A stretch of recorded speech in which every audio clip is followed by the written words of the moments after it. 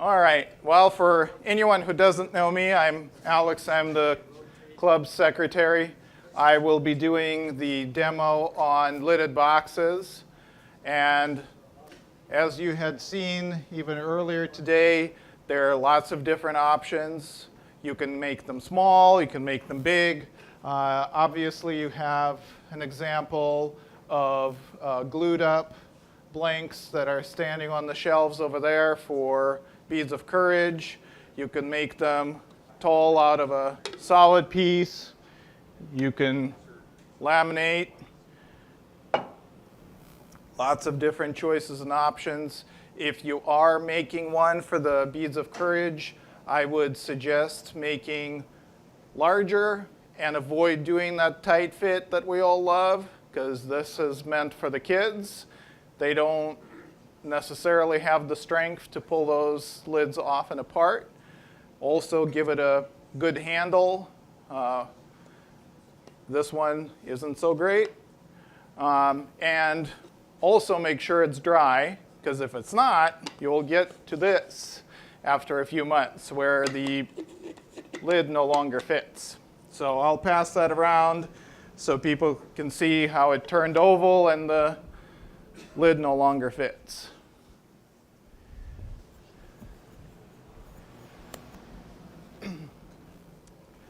Now, as I was new to turning, all of the stuff I learned at the club, and I think this is part of sharing it back, what you've learned, and hopefully someone who might have been wondering, how do I do this? What's the proper steps? Where do I finish it so that I don't have to do a lot of manual work that is off the lathe? It's also not the only single way of doing it, so don't take it as this is a gospel or whatever. Lots of different ways to do it. This is the way I do it. All right. Obviously, nobody wanted to have me stand here for an hour and turn a square thing round, so I prepared something that's already halfway decent. What you might notice is it has one tenon, but in order to have a matching lid, you want to turn both tenons on both sides. So that's what I'm going to do.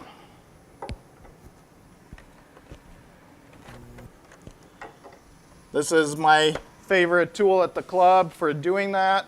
It has the angle that matches the dovetail in the chuck exactly right. All I'm doing is a peel cut.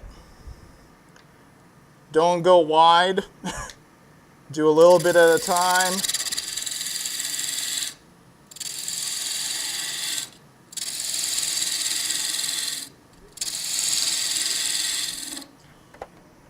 And normally I go for about 1/4 of an inch. The depth of these is closer to 1/2 an inch. You don't want to bottom out. You don't want the bottom of your piece touching the bottom of the jaws, but you do want the top to be sitting flat on those, because that's what's providing you that friction for rotation. You also, depending on the size of the jaws, want to find out what's the optimum diameter. If you, as you're buying the jaws, some of them are designed for a specific size chuck. Some of them, like these ones, were not. And let me find where it is. As you can see, it's not quite matching that sphere, but it still will work. The idea is, if it was matching to that circumference, you will get a more ideal circle, and that means you will get a better grip. If you make it too wide or too small, well, too small, you're in trouble. Too wide, you will only connect to the tips, and that means you don't have as good of a grip and if you apply too much force, you could chuck it out. So try to find what that optimum diameter is. If you need instruction on how to do that, I have somebody that could probably teach you how to do that. Throw holes off of the lathe for somebody that doesn't cut off. Now, there are some people who use tools to measure all of those things. I just kind of do it by feel. I know it's approximately 2.5 inches for that, so that's what I'm shooting for. It's not metalworking, so I'm not as precise.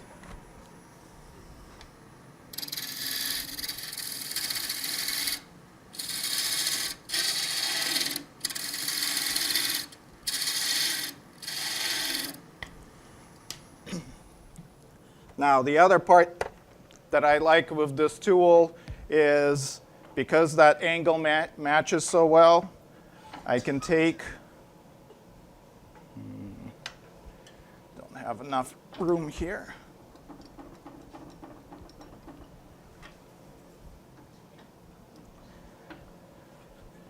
Can take my tool rest and actually go from this side to clean it up. Hopefully you can see that.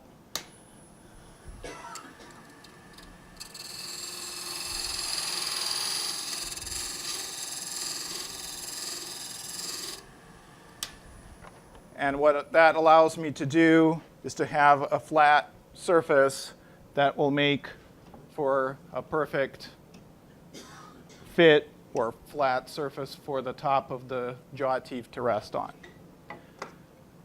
All right.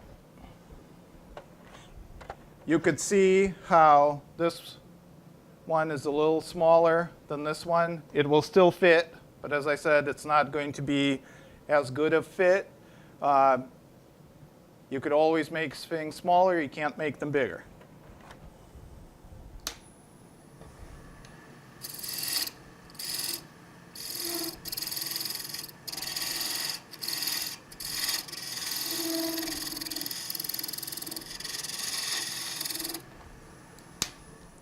All right, good enough.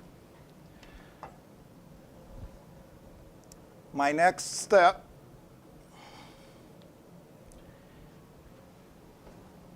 is to part it. Now, this is where your creativity comes into view. You can decide on, depending on what pattern you might have. You also might want to decide how tall your lid is going to be. Also, if you have a really tall piece and you don't have Steve's wonderful hollowing system, you will find out you'll bottom out. So there is a reason why that bottom is so thick, is because my tools couldn't reach any further. So that might be another decision for how long your blank is and where you part it. Also, if you notice, that one has that integrated handle. If you want more of it, leave a thicker lid. If you want less of it, or you want one without a handle, just part for as tall as you want your lid to be. All right. As I'm parting, do not stay in one spot and go all the way through, because metal expands, is going to just jam in there. So what you're going to do is, and hopefully it will be visible on camera, I'm going to be putting two widths side by side so that I have enough wiggle room to go in.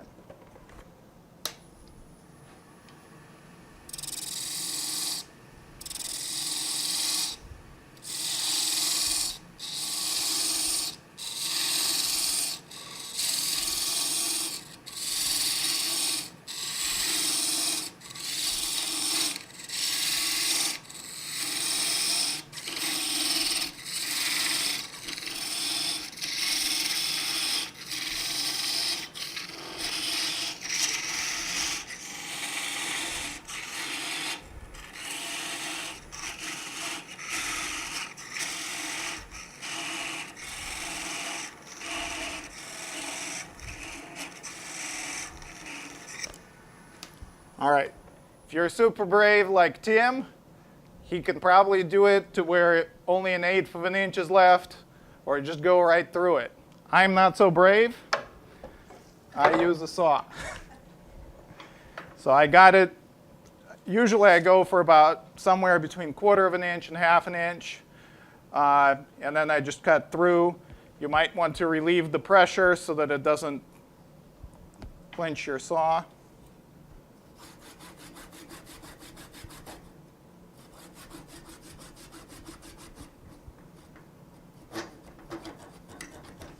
There we go.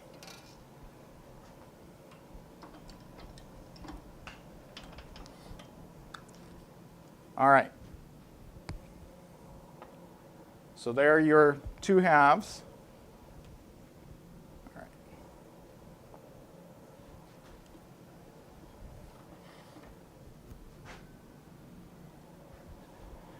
Normally people would say this is the bottom and this is the top, because nobody wants to put a really tall lid on a really shallow bottom, right? All right. But the nice thing is you now can chuck both of them, and they are concentric. Not perfectly, and the worse of a lathe, or if you have an uncentered lathe, they might be quite a bit apart. And also if your chuck is a little worse for wear, it might also be not quite centered.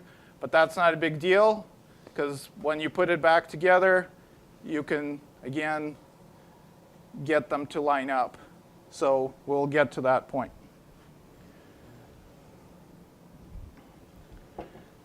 All right. Some people say, what do I do next? Do I do the lid first? Do I do the bottom first? It depends on how you plan on the lid fitting. If you're going to establish the tenon on the bottom, then you want to turn the bottom second. If you're establishing the tenon on the lid, then the lid would be second. And the reason why is it's a lot easier to keep trimming this tenon than to cut the inside to match the width.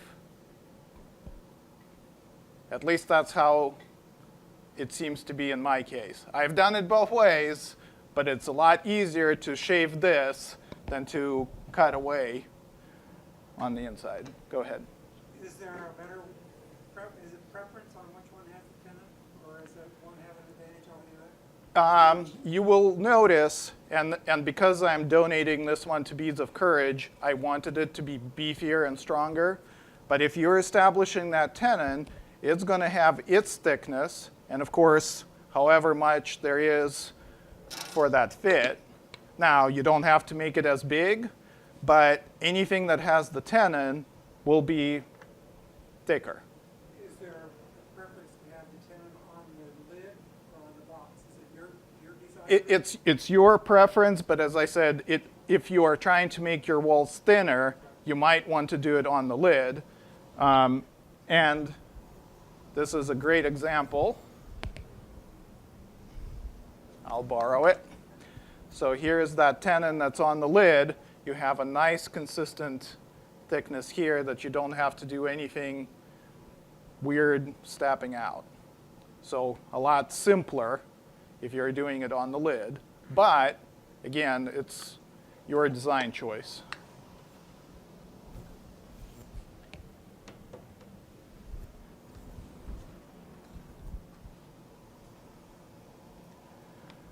All right.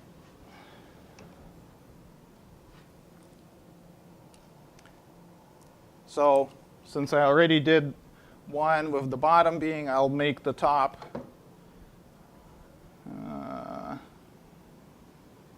Or, nope, I am going to do the bottom.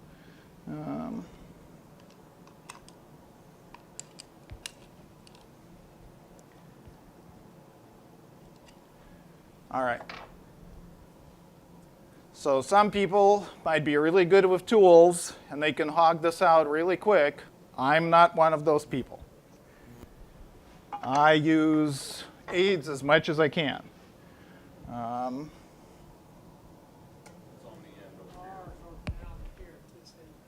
There we go.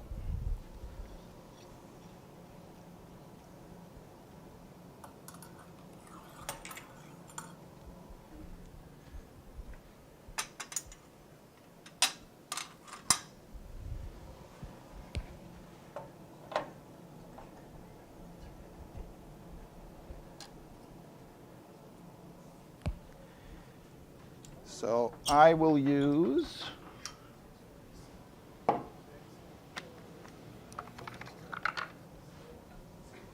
right. I know I set it out here, but I'll go quickly grab it. So essentially it's the drill chuck.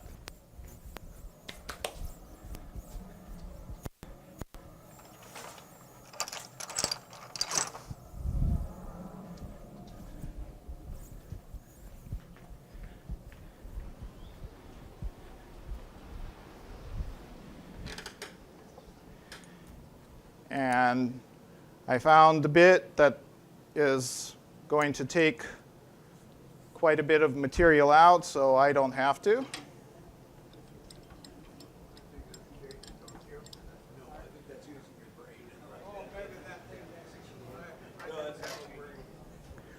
All right, and if I were smart, before I put it in, I would bring it to the side and find out how deep I want it to be, making sure to account for the hole that the center is going to make. And it looks like I have to be about 1/4 of an inch just so that I don't make a funnel. If it's your own tools, you could take a marker and just put your line. You can have tape that essentially serves as your depth gauge. Make sure you're not cranking the speed probably above 600. So essentially be somewhere in the 400 to 600 range.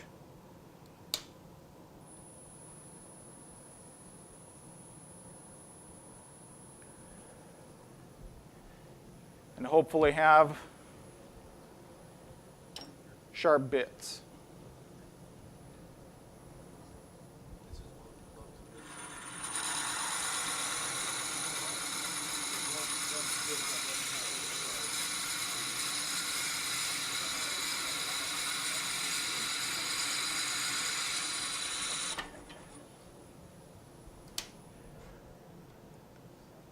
As a rule of thumb, you do not want to go more than 1/2 inch, maybe an inch, depending on how far your bit is sticking out, because obviously it will start wobbling. And what you would do is you would retrieve it back until it you will feel where it hits the back of the Morse taper. You don't want it obviously to come out. But essentially, as soon as it kind of grips and engages, that's kind of your limit or stop. That way you reset it, and it gives you more stability so it doesn't vibrate as it's going in. You don't want your bit to overheat, because you will have the same issue as if you went with the parting tool and didn't leave yourself any wiggle room.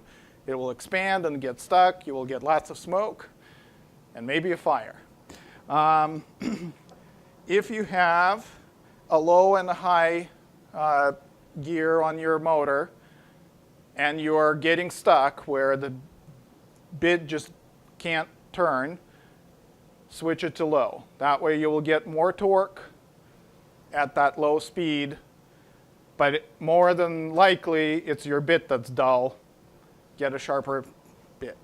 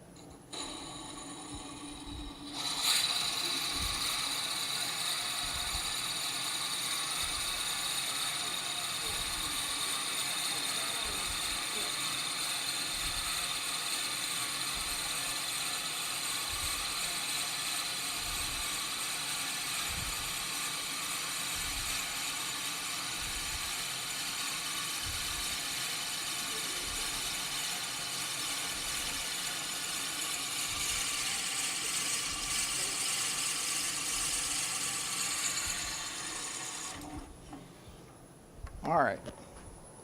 And hopefully I turned on compressed air. Nope, I did not. It's hot. Yes, normally I would be going much slower, but I know my bits. This is the carbide one. You could see the shavings are pretty nice, and I try not to feed it too much. But yeah, if I touch inside here, it's warm.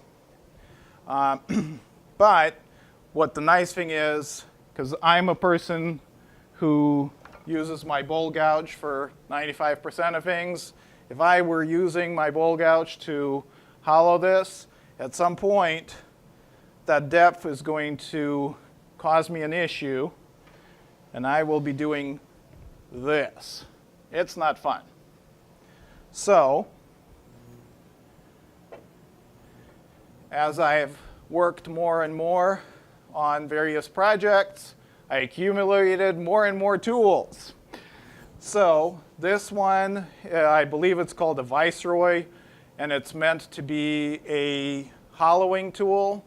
It has a little bit of a hook, so you could go under, but I like to use it because it has a straight edge that you could follow if you wanted a straight side.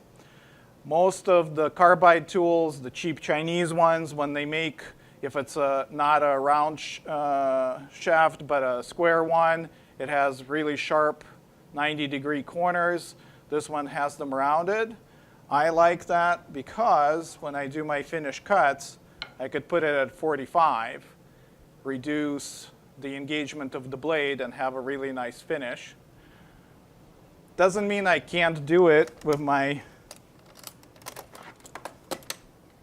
super fancy cheap Chinese set.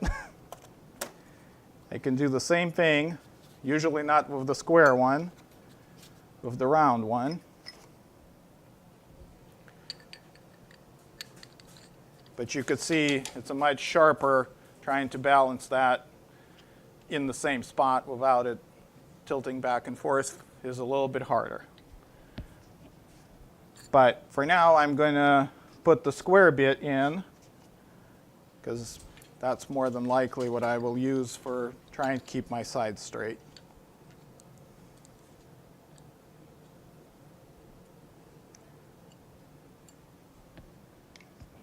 The reason why I do like it is because I can have a really long handle,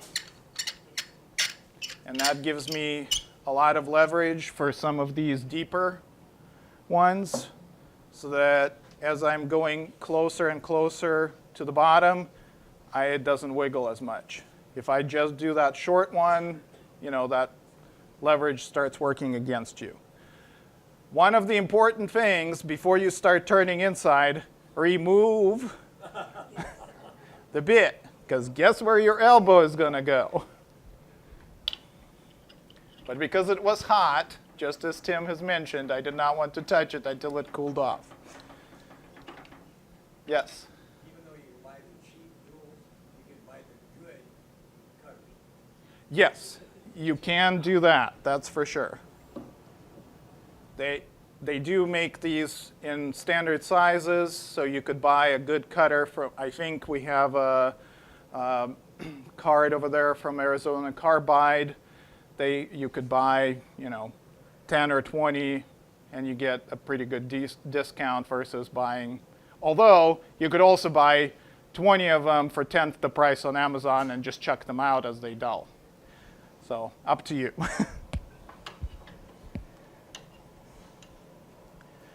Now, when I'm using these tools, what I'm going for is the center.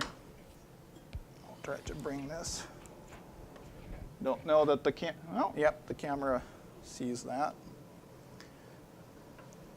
So what I'm trying to do is line up where if I'm keeping my tool kind of as parallel to the bed as possible, I'm trying to be at the center. And that's where I'm going to lock my tool rest.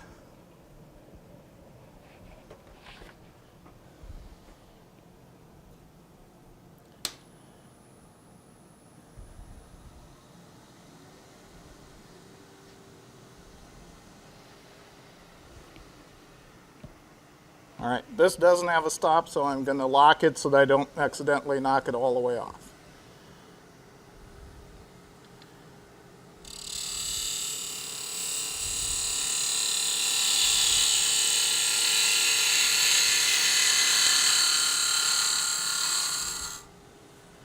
So this is the square carbide.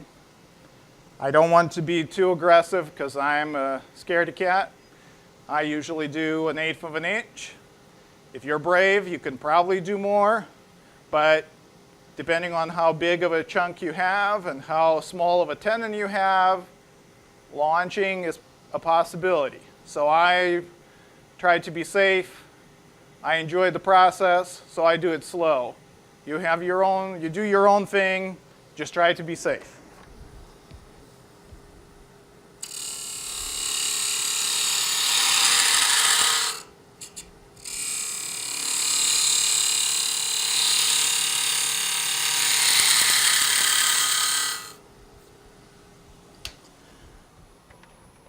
All right, I'll bring in the light. You can see how I didn't get that last ledge. That's okay. You can just come step by step, or you could drag from the center. What I don't like doing with dragging from the center of the square bit is because it engages too much. It will potentially vibrate your tool, and it could cause tear out. So if I'm trying to flatten out the bottom,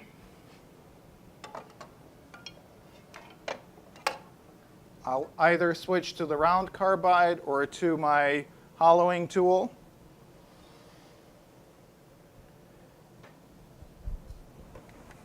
And I will scrape starting from the center out. If I put it flat, it engages more. If I rotate at 45 degrees, it engages less. So if I'm noticing it's grabbing too much material, then I rotate it. So you might see me doing that depending on how it feels. This one is a pretty shallow box. It's probably not going to matter. When it gets to being deep, it will. Now, if you're doing a box where you don't have a bottom of a tenon, so like that segmented one with multicolored wood over there, if it doesn't have the bottom, it's just a cylinder that you glue the bottom into later. I would suggest putting a steady rest.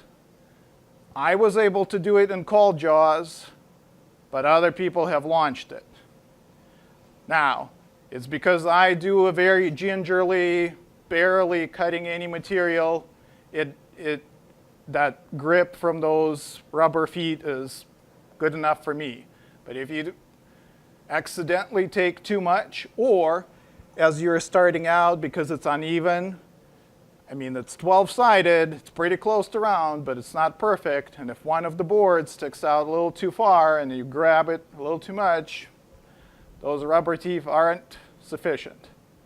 So putting a steady rest. Now, as Steve has mentioned in the past, when he does his vases, if you are using a steady rest and you don't want to have a kind of discolored ring because the wood gets compressed, leave yourself a raised section where that roller is going to go, and obviously make it round first. Don't put it 12-sided into the steady rest. That way, all the way at the end, when you're finishing your turning, you can cut that off, and you will have a nice, clean, continuous wood that's not stressed from the rollers clamping on it.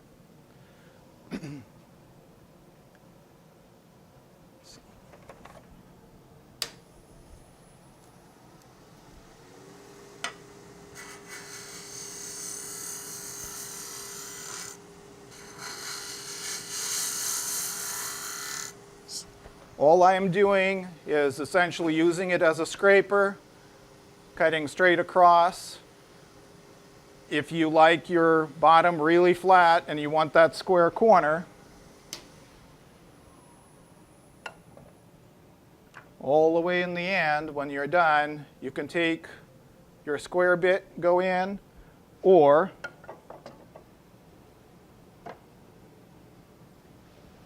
I I thought I left that here too, but apparently maybe I didn't. All right, it disappeared. Oh, there it is. So Robust makes one that's called a box scraper. It's, as you can see, it has that sharp angle, but it's not 90 degrees. And the reason why they do it that way is so that as you're going along the side, when you hit that bottom, you don't want to engage both and cause yourself a nice poopy pants situation.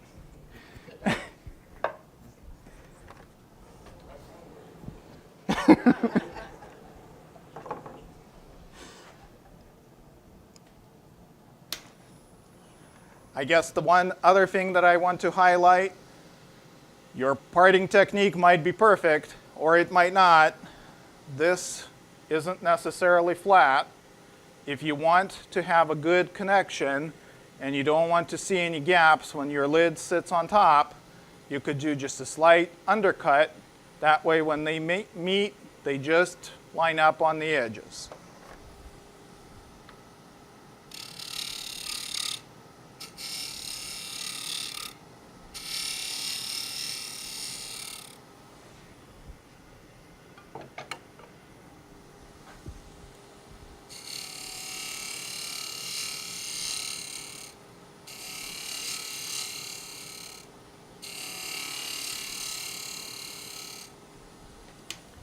And if you want to check that you have enough of an undercut, any of your tools are usually pretty straight, unless you bent them. If you lay them across, you will see a slight gap that you're good to go. If your tool is rocking, then don't come knocking on my door. But that means you just want to go in, not out.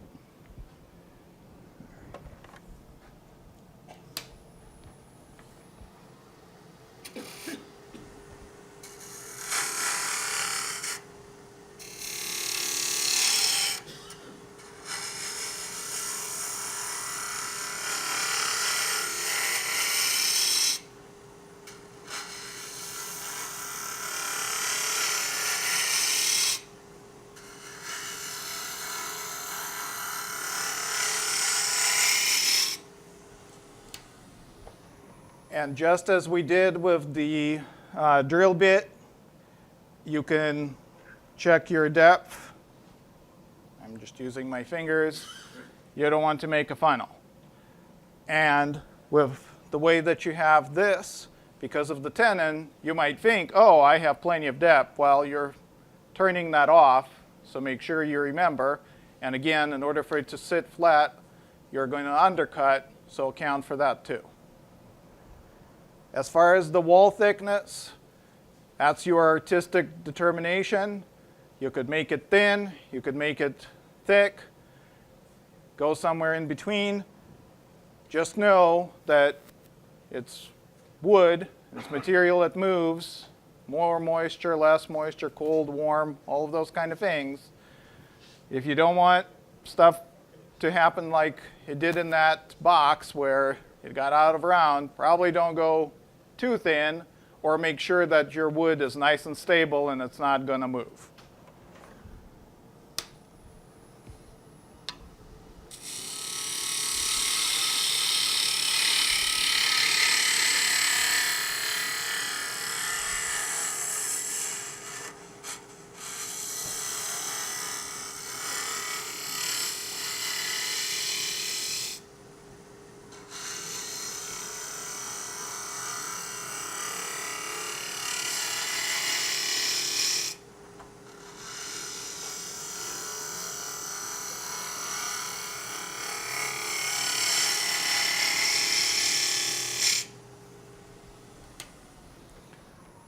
All right, since I'm sure nobody wants to watch me make more shavings and more of a mess, we can call this good enough for now. You don't have to hollow it out all the way if you want to start working on that lid and that fit. You just want to make sure that whatever this diameter is, if you're not making the little inset, so if we're looking at that box, is just a nice solid line that goes all the way through. If we're looking at, I believe that one was done where it has a little lip inset so that the lid has somewhere to sit. It doesn't really matter, but if you are making that, you want to make sure the depths match between your tenon is at or slightly shorter than that depth, because if it's too long and it sits on that lip, you're going to have a nice gap. Now, maybe that's your artistic decision and you want that gap, but most people, I think they want a tight fit. So Do you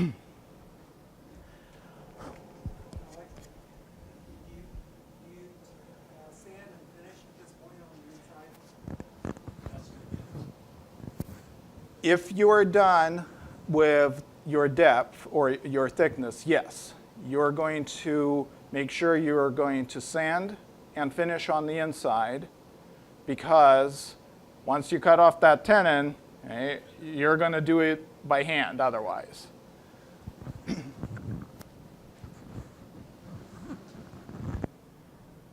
Now, what I was planning on doing is switching them out,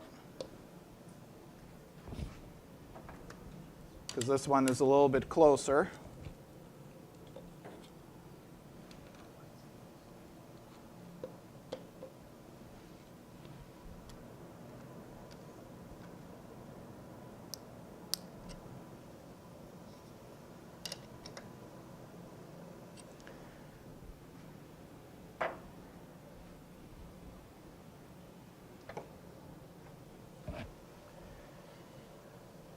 The other technique that I try to do is I want my tool to be supported as much as I can. If you can find a tool rest that can fit inside of your box that you could angle and it's long, that's what you want to try and do. Because the more of your tool that hangs over, the more leverage your box gets over your handle.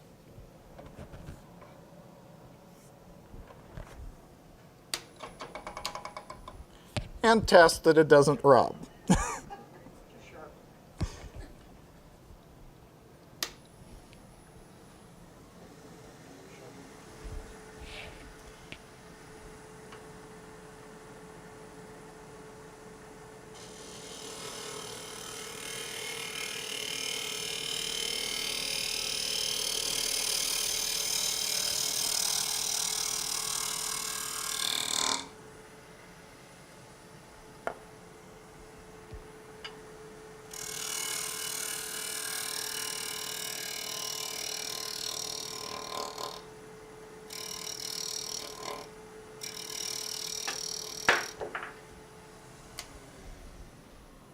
All right, what am I knocking off here? Oh, stop. There's the stop.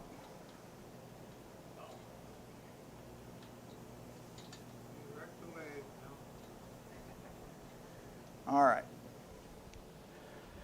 Now, it might sound like it's out of round.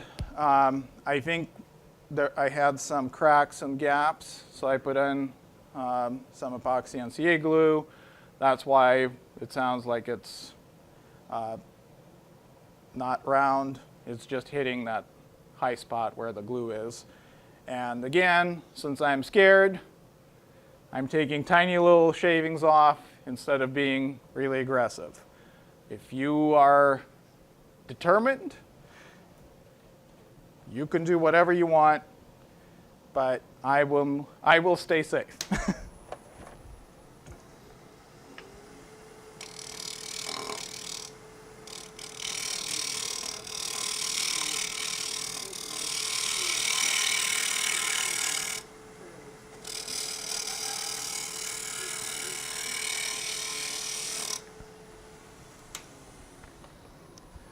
All right. So yes, this is the time that you sand things. All right. I probably should have gone in order of operations. All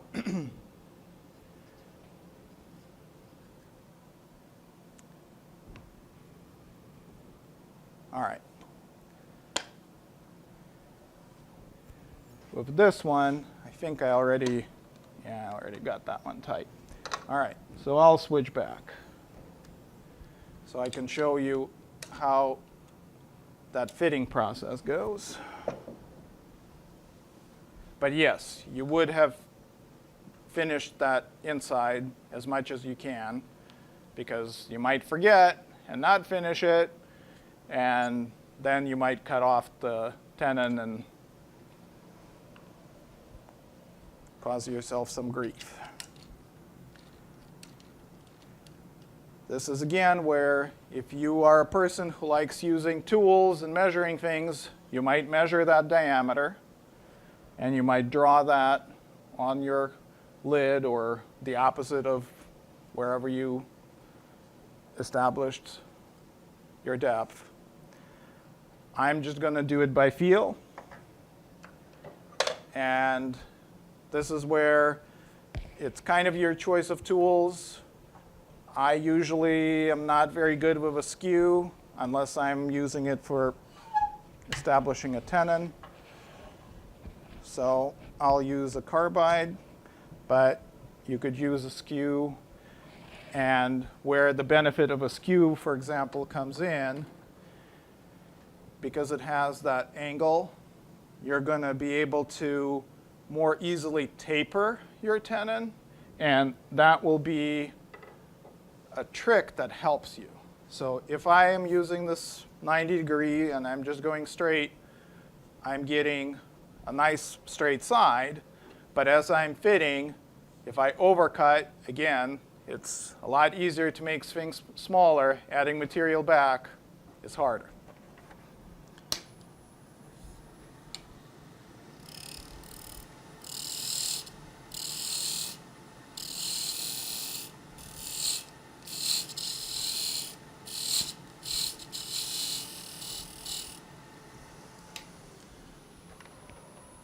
So again, if this is straight and I'm just testing my fit, which I'm sure it's too big, it's either all or nothing. But if I taper a little bit,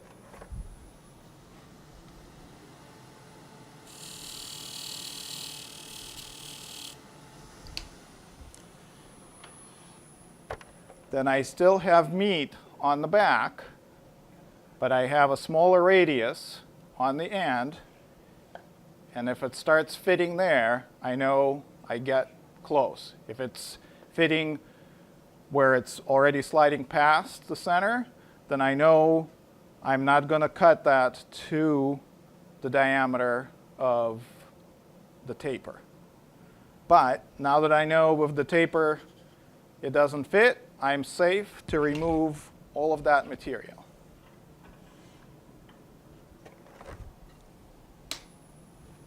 So I can go just straight, and I know I won't be smaller than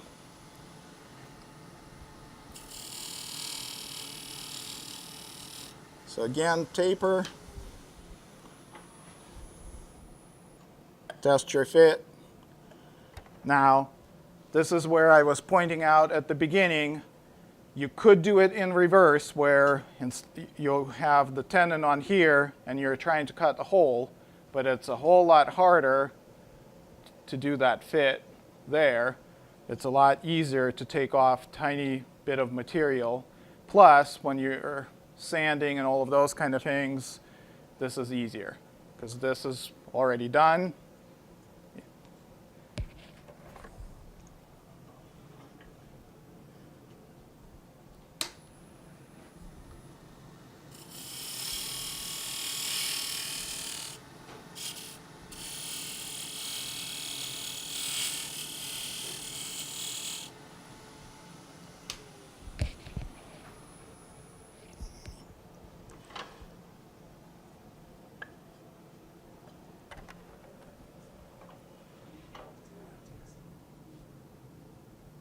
And you can probably see on the camera I'm quite a ways off because the thickness of this wall is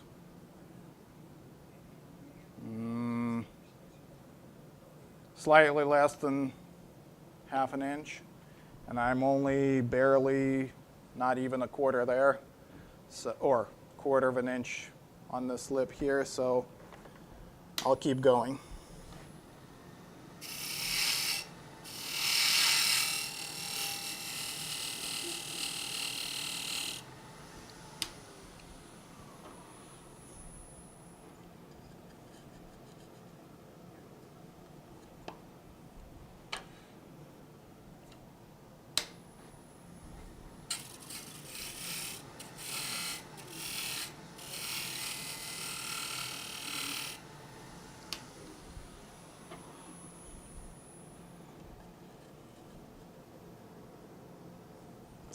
All right, starting to see the light at the end of the tunnel.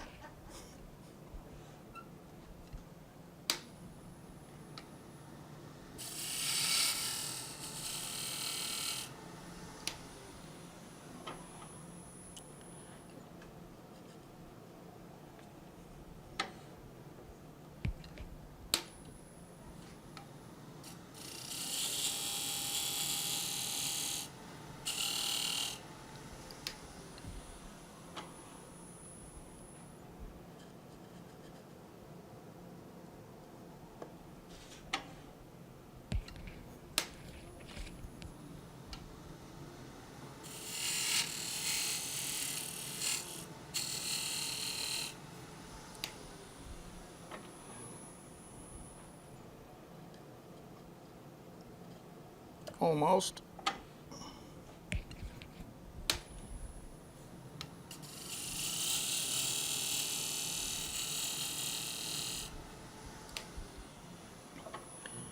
And as you're getting closer, you could start looking at slightly less aggressive of a tenon, but you could see we got our initial, it just is getting in at the edge.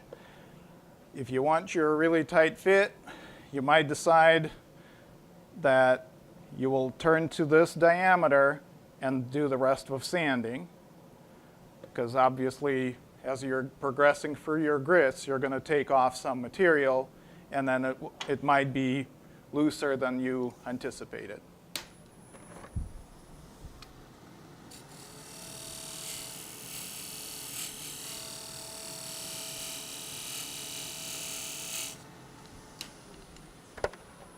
All right. And I don't know that you're able to see on the camera or not, there is just a tiny little bit of that ledge left, the taper. There's a slight deviation in the line, so what I'm going to do is shave it just a tiny little bit more and sand it around. That way you can kind of look at the fit. But for yourself at home or at the shop if you're turning here, at this point I would stop and use the sandpaper.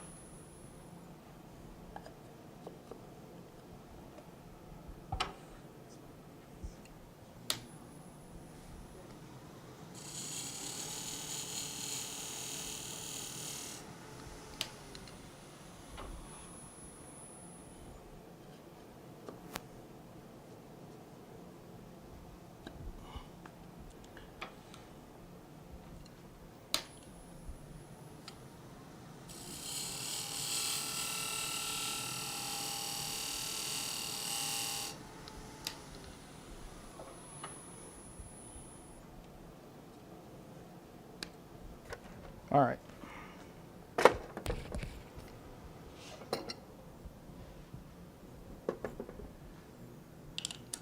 Now, for us as wood turners, we think that this nice pop is what we're looking for. Now, this is probably overly tight, but there is a benefit to it. And the benefit is this is how you can turn off your tenons. Because if you have that tight fit, it will provide enough friction that while you're holding in your whatever bottom, top, whatever it is. Now, with this top, you could also clamp on that side. But of course, if you over clamp or it's too big for your jaws, you might not have the jaws of the right size, that kind of thing. You could also, of course, put them in an expansion mode, turn that off. But depending on what you're doing and what you have, if you have that really tight fit, it provides you enough friction where you could use that chuck and turn off your tenon. If you get the really tight fit, do you have any problems with finish making it too big? I mean, is there any thickness to finish? So because you would have finished one of the halves already, it should already have the finish on the inside.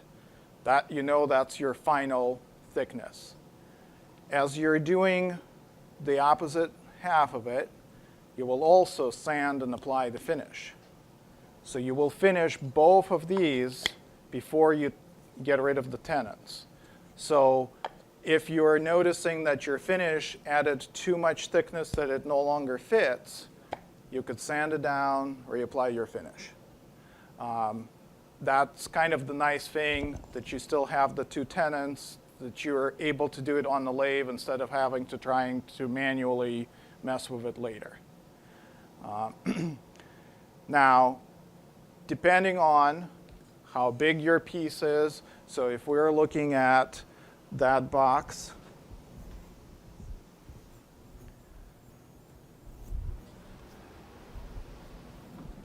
in this particular instance, I would clamp it in the cold jaws.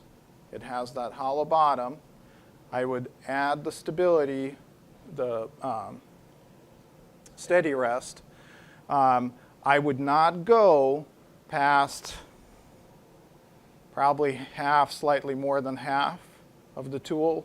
I would, of the depth of the box. I would reverse it and then try to meet in the middle. It doesn't mean that it will be perfect, because you might not clamp it perfectly and you will have maybe a weird transition.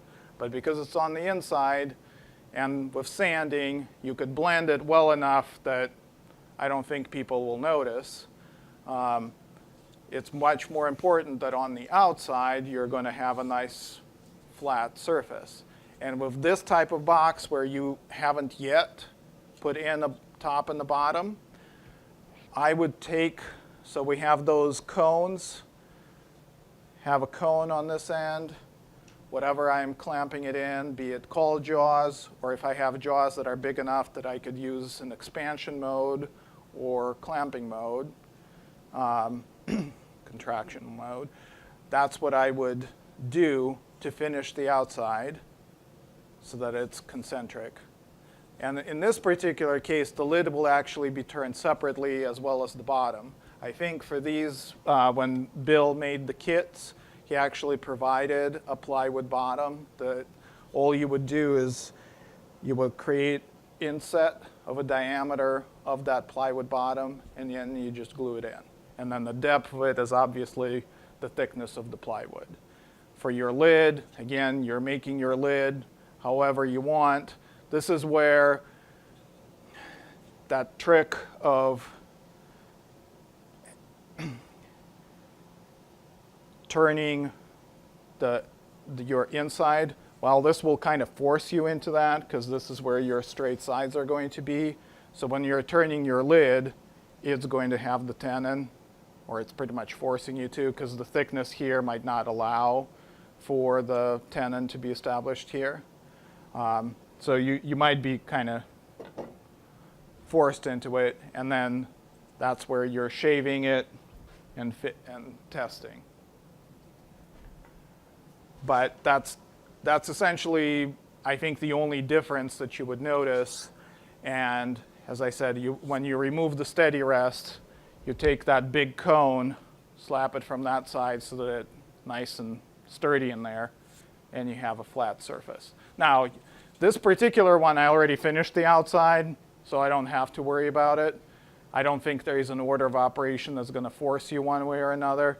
It's just, remember, if you're using the steady rest and you left yourself that little raised edge where the rollers were, that's the time to remove it.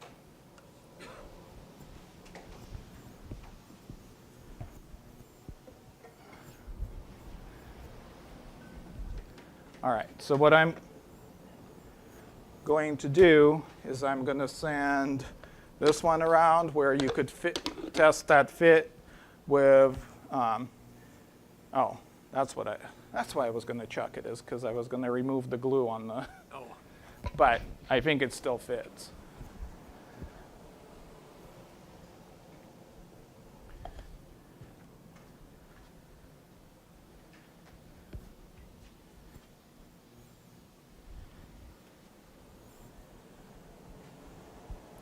All right, so any questions?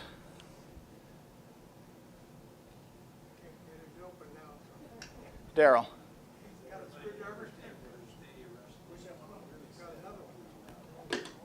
All right, I heard like 10% of what you said, so I think you need a microphone.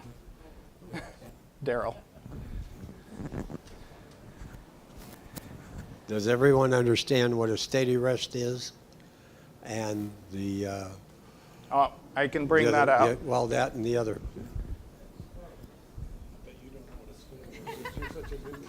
Yeah. Where you're at.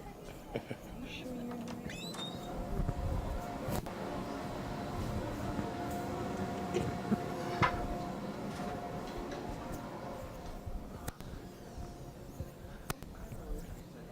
So this is a steady rest. When Steve was doing a demo of the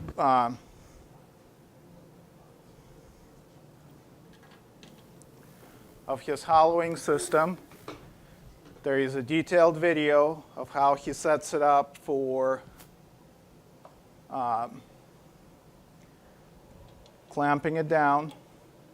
I think it's designed for the jet lathes, so this particular lock isn't going to work on this one. And then how you raise the rollers. You don't clamp all three at the same time. You do two until it connects, and then you bring the third one down for your kind of tightening.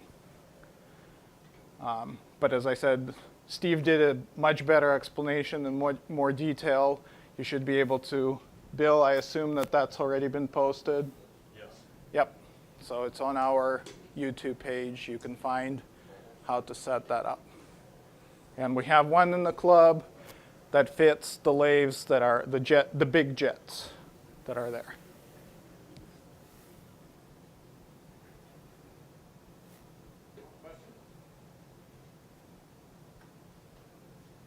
What was the other one? Steady rest? Was there another?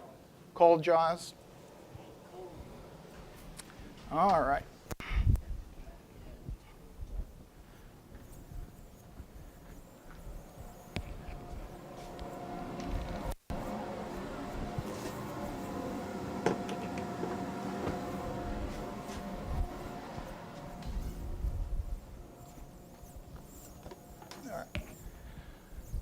So cold jaws are these wonderful things. You can use them if you're finishing a bowl or box or any other round thing that you've made. These are the rubber grippers. You take an Allen wrench, get them all taken off. Oh, I sent all of my stuff. I'll borrow. Oh, this is a good demo. All right. Do not clamp things that are shaped this way because guess what's going to happen? It's going to slide right out. Now, if you did that, it will hold. So if you have your bottom, or well, in this particular case, it's going to be your top that is rounded over. So let's say this bowl will work with those rubber grippers being on the outside. But if you had a bowl that wrapped and was rounded over, you want to use these in the expansion mode. So essentially the grippers will go on the inside and you're stretching it out to lock it in. But so that shape, your edge shape, influences if you're using it in the contraction mode or the expansion mode. But these are the cold jaws. Club has them. They're on the bottom shelf of the workbench.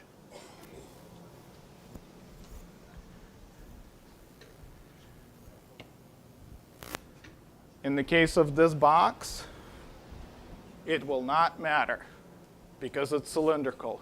You could lock them from the outside or from the inside. If you do it from the inside, this is where it's really important to not go past, because you're going to hit those, and brown pants guaranteed.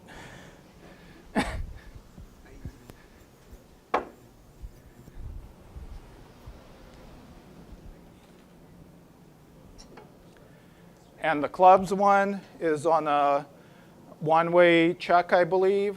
So it has its own special key. They stay together on that bottom shelf.